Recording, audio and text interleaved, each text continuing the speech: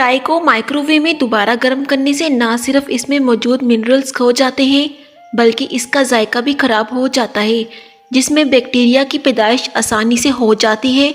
इसको गर्म करने का बेहतरीन तरीका यही है कि पहले किसी पैन में पानी को उबालकर इसमें चाय का कप रख दिया जाए, जिससे चाय आसानी से गर्म हो जाएगी और कोई नुकसान भी नहीं होगा। गर्मी में पुदीने का पानी डिहाइड्रेशन से चेहरे के दाग, धब्बे, छाइयों और दानों से जल्द को महफूज करता है और आपके निज़ाम हाजमा की मिसाइल में मुफीद साबित होता है। जिस्मानी थकावट को दूर भगाने में मदद करता है। सर दर्द की शिकायत में भी मुफीद है। ठंडे पानी से नहाने से जिस्म में खून तेज़ी से गर्दिश करता है, जो स्किन सेल्स को अलर्ट करता है और आप थकन, सोजन और थकावट से छुटकारा पा सकते हैं। जबकि गर्म पानी स्किन में केराटिन सेल्स को ख़त्म करता है और जिस्म खुश्क हो जाता है। लिकोरिया से निजात के लिए छोटी देसी किशमिश के 21 दाने रोज़ाना सुबह के वक्त निहारमो नाश्ते से पहले या बाद में किसी भी वक्त खा सकते हैं। 41 दिन तक ज़रूर करें, लिकोरिया का नामो निशान तक ना रहेगा। क्या आप जानते हैं हेडफोन के ज़्यादा इस्तेमाल की वजह से हमारे कानों के पर्दों को नुकसान पहुंचता है, जिससे हम आर्जी या मुस्तकिल तौर पर सुनने के हिस्से से महरूम हो सकते हैं।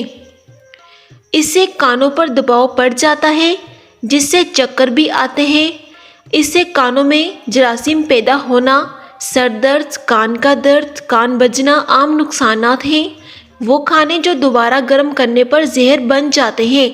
आलू पकाए जाने के बाद अगर उन्हें कमरे के दर्जे हरारत पर छोड़ दिया जाए या फ्रीज़र में फ्रीज़ किया जाए, दोनों सूरतों में इनमें बैक्टीरियाज पैदा हो जाता है और दोबारा करने की सूरत में वो जहर की सूरत अख्तियार कर लेता है।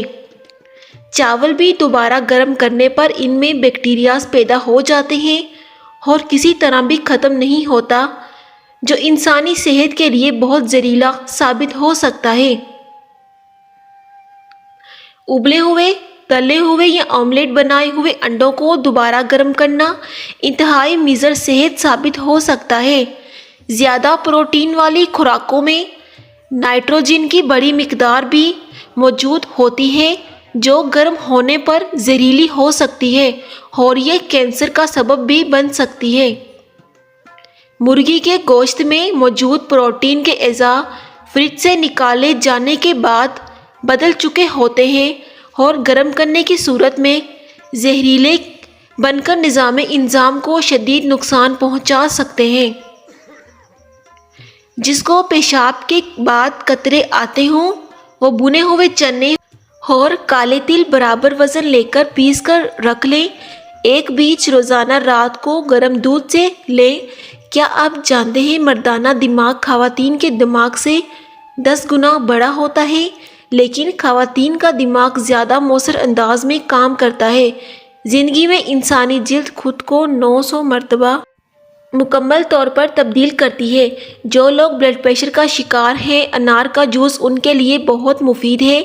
बच्चों को ज़्यादा फीडर देने से बच्चे के पट्टे कमज़ोर हो जाते हैं और कभी कभी बच्चा बोलना बहुत देर से शुरू करता है, इसलिए बच्चे का फीडर जल्दी छुड़वा दिया करें।